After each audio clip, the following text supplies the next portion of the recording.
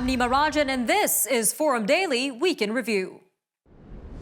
Canadian tech companies predict it will be months before their supply chain processes are back to normal, and they warn it will take even longer to make up for lost profits and elevated costs. This is due to a string of recent issues. The COVID-19 pandemic, increased shipping costs, and shortages of aluminum and semiconductors have hampered the industry over the past year and a half. Experts predict it will take years to clear the shortage of semiconductors that emerged when people purchased more gadgets for their increased time at home.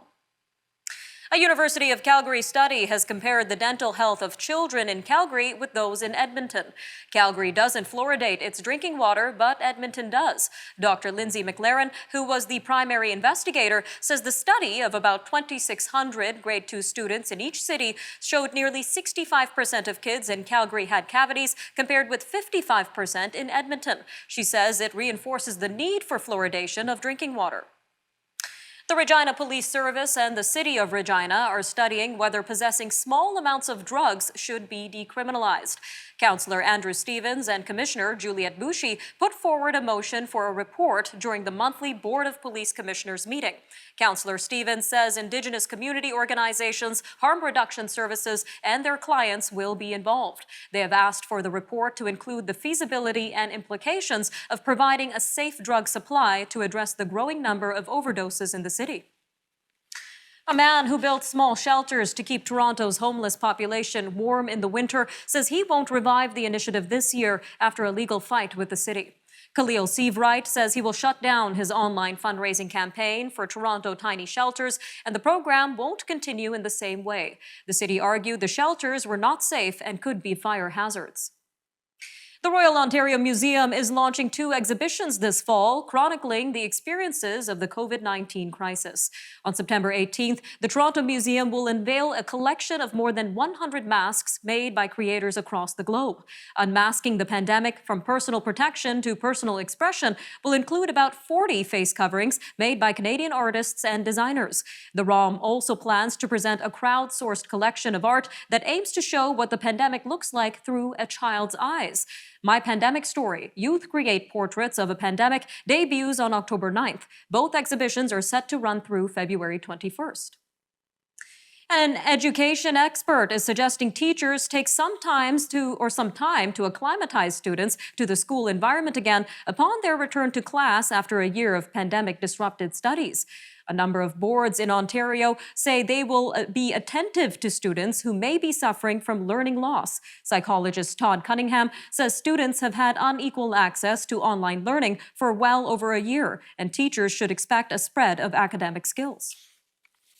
The Nature Conservancy of Canada is asking residents of Atlantic Canada to help prevent the spread of the invasive emerald ash borer. The nonprofit group says people should stop transporting firewood to limit the spread of the tiny beetle. It is destroying ash trees in Nova Scotia, New Brunswick, Quebec, Ontario, Manitoba, and 35 U.S. states. The group says the metallic green bug has become the most destructive invasive forest insect in North America. It has killed tens of millions of ash trees. Police in Newfoundland and Labrador are warning residents to expect to see members of the Outlaws Motorcycle Club in the province, particularly in the central region. Authorities say the expected spike in members will likely last through the Labor Day weekend. The Outlaws Motorcycle Club identifies itself as a 1% club. They can be seen wearing a 1% symbol in the form of a patch, pin, or tattoo. The marks distinguish them from the majority of law-abiding motorcycle enthusiasts. Police are encouraging the public to steer clear of the gang and report any suspicious activities. Indigenous and Inuit women are overrepresented at Newfoundland and Labrador's only women's jail in the town of Clarenville. 22% of admissions in the past decade have been Indigenous women, and 9% have been Inuit women. Indigenous and Inuit people make up just 9% and 1.3% of the province's population, respectively.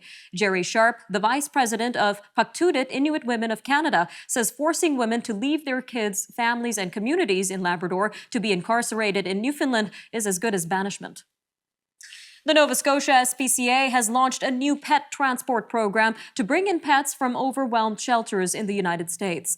The organization has purchased a customized animal transport vehicle to shuttle animals to shelters in Nova Scotia. 14 dogs from Louisiana arrived at the SPCA shelter in Kings County on Thursday.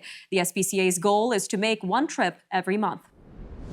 All right, coming up next, we take a look at the plight of women and women's rights in Afghanistan. An interview with the UN Women's Executive Director, Miss Anita Bhatia, coming up next. We'll be right back.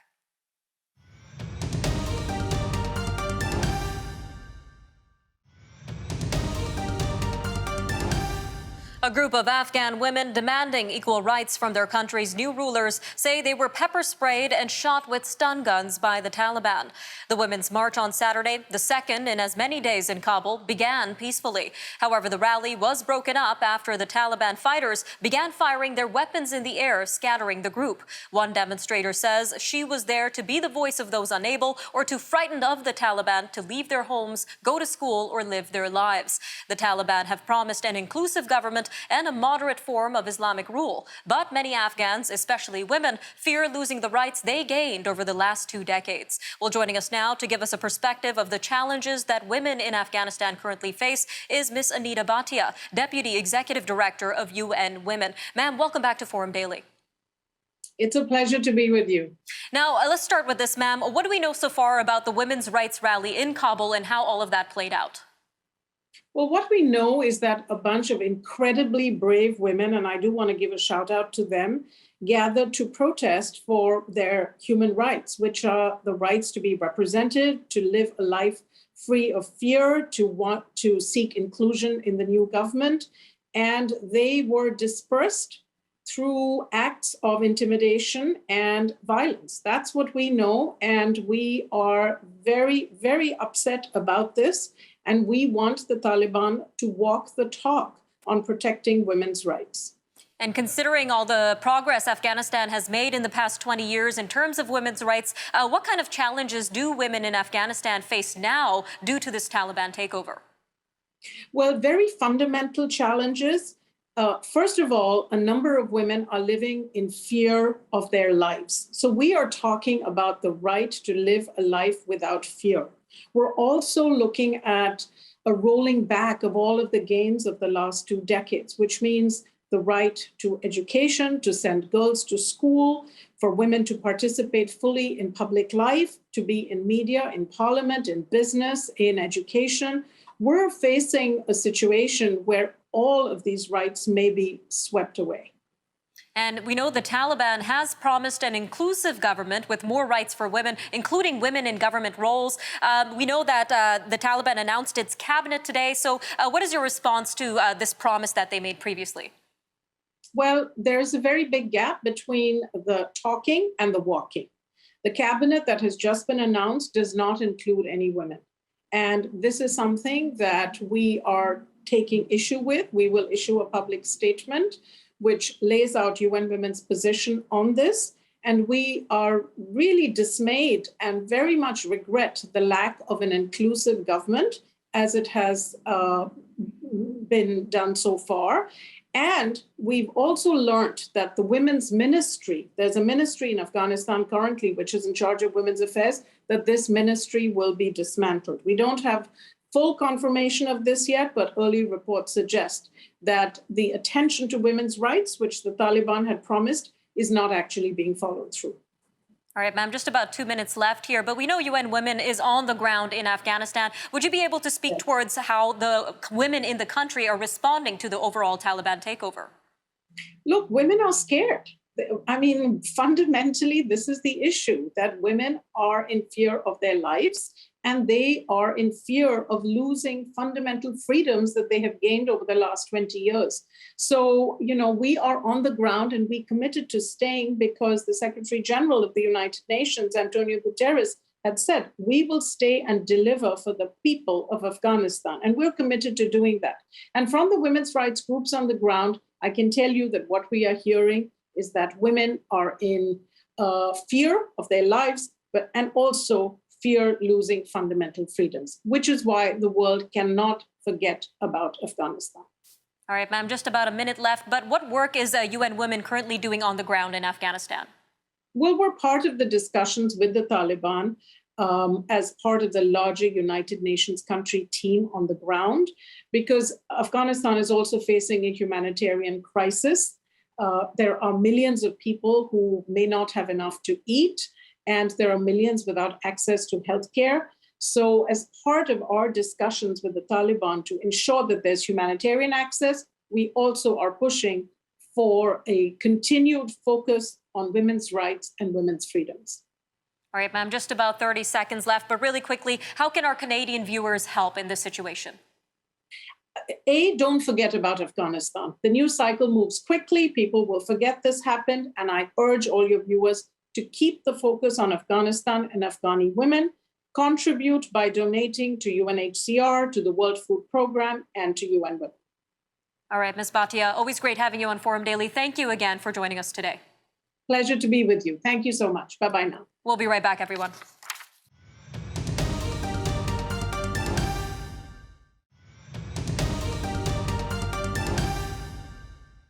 The COVID-19 pandemic has highlighted several issues within public finances and personal incomes in terms of equality. Since the start of the pandemic to what it is now, we've not only seen evidence of economic inequality, we've seen the situation getting worse.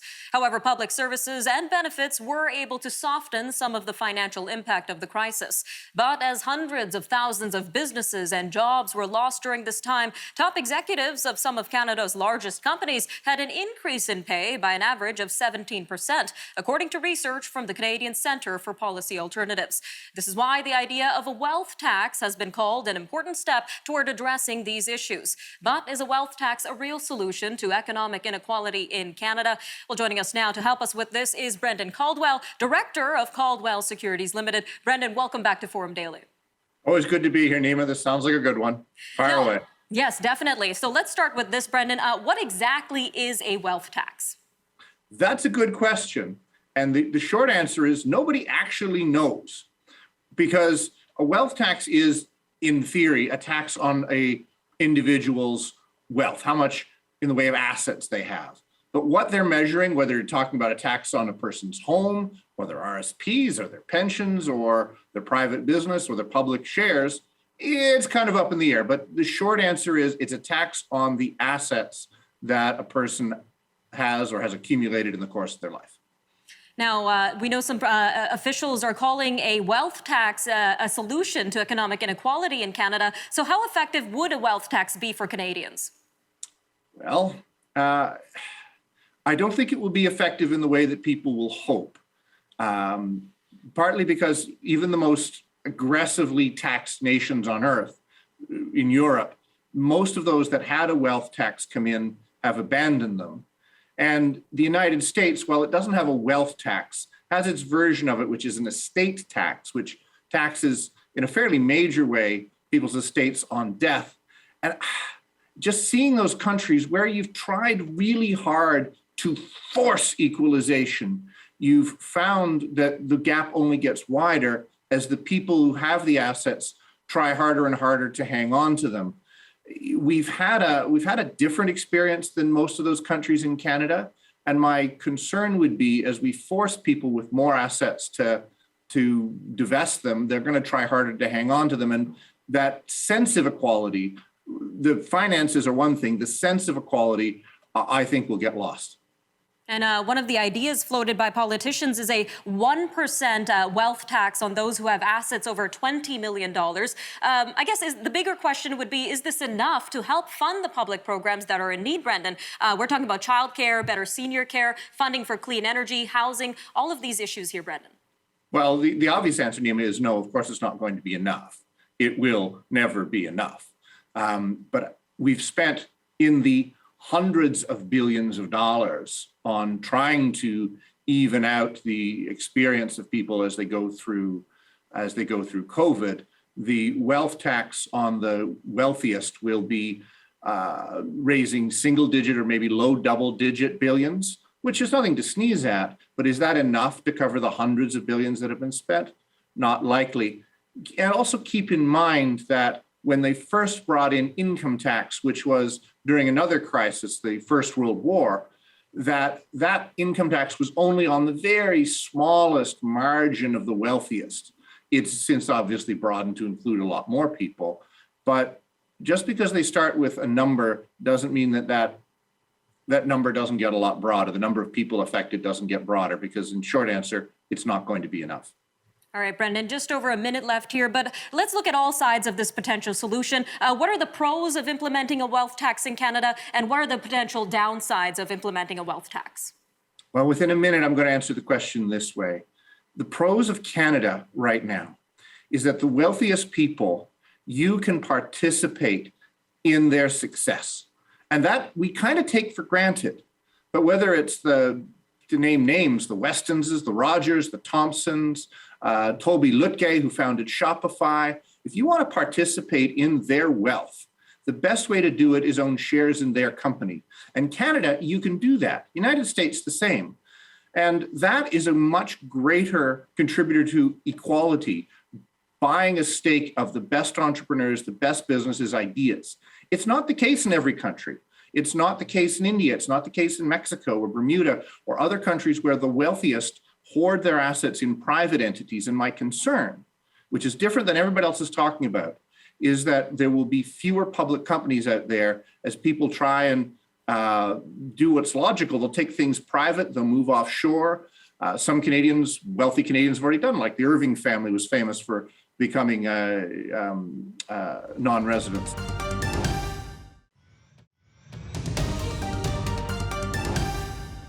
U.S. Defense Secretary Lloyd Austin says the al-Qaeda extremist group may attempt to regenerate in Afghanistan following the NATO withdrawal. That's the nature of the organization, he told a small group of reporters on Thursday in Kuwait City.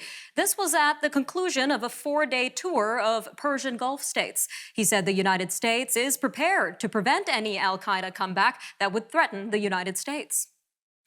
A delegation of West African leaders is to go to Guinea Thursday to meet with the junta that toppled President Alpha Condé in a coup earlier this week.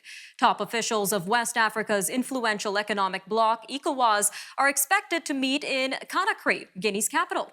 The meeting will be with the military officers now ruling the country and to press them to immediately return the country to constitutional rule. The 15-nation regional bloc has suspended Guinea following the coup led by Colonel Mamadi Doumbouya.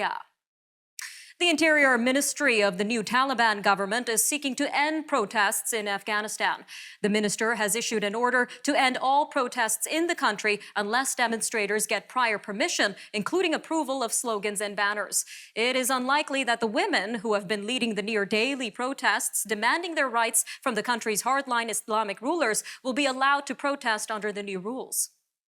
Civil defense forces carrying rifles and personnel wearing gas masks and red hazmat suits paraded North Korea's capital overnight. This was in a celebration of the nation's 73rd anniversary. The parade, overseen by a much slimmer Kim Jong-un, centered around public security forces instead of the major military units that handle Mr. Kim's nuclear and missile arsenal. The event appeared to be aimed at a domestic audience instead of displaying military might threatening the U.S. Experts say the toned-down event reflected the challenges facing North Korea.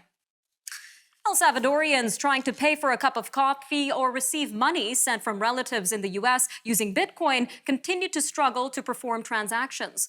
Problems still plagued the digital wallet Chivo yesterday. El Salvador's president kept citizens apprised of advances of gradually expanding the ability to download the application throughout the day. He said the idea is to go bit by bit so as to not saturate the servers with so many enrollments at the same time.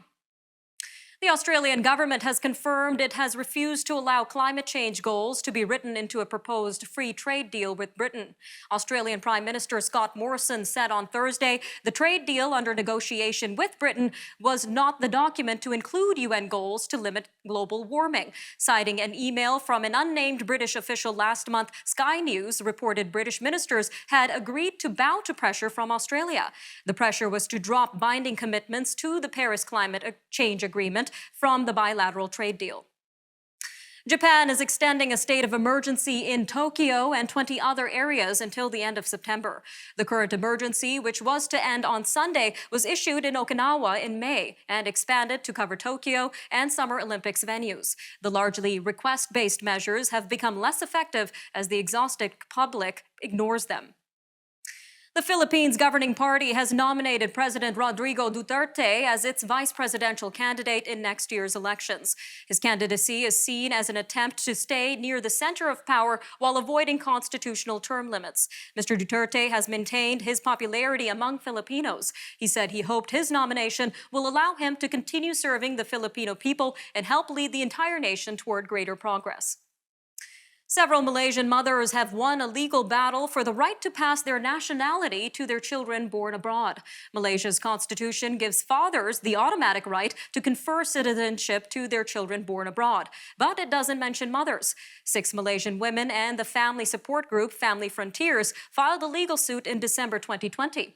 Family Frontiers said the Kuala Lumpur High Court ruled on Thursday that Malaysian women have the same automatic rights as Malaysian men to pass their citizenship to their overseas-born children. Taiwan's president has overseen the commissioning of a new domestically made Navy warship. This is part of the island's plan to boost indigenous defense capacity amid heightened tensions with China. President Tsai Ing-wen spoke Thursday at a naval base on the island's east coast. She said the ship proves that on the path to becoming independent in national defense, no matter what difficulties arise, we can overcome them one by one. Ms. Tsai has made boosting Taiwan's domestic defense industry a priority. Researchers have completed a comprehensive online map of the world's coral reefs by using more than 2 million satellite images. The Allen Coral Atlas was named after the late Microsoft co-founder Paul Allen and will act as a reference for reef conservation, marine planning, and coral science. It is the first global high-resolution map of its kind. All right, I'm Nima Rajan, and this was Forum Daily, your week in review. Stay safe, and we'll see you next time.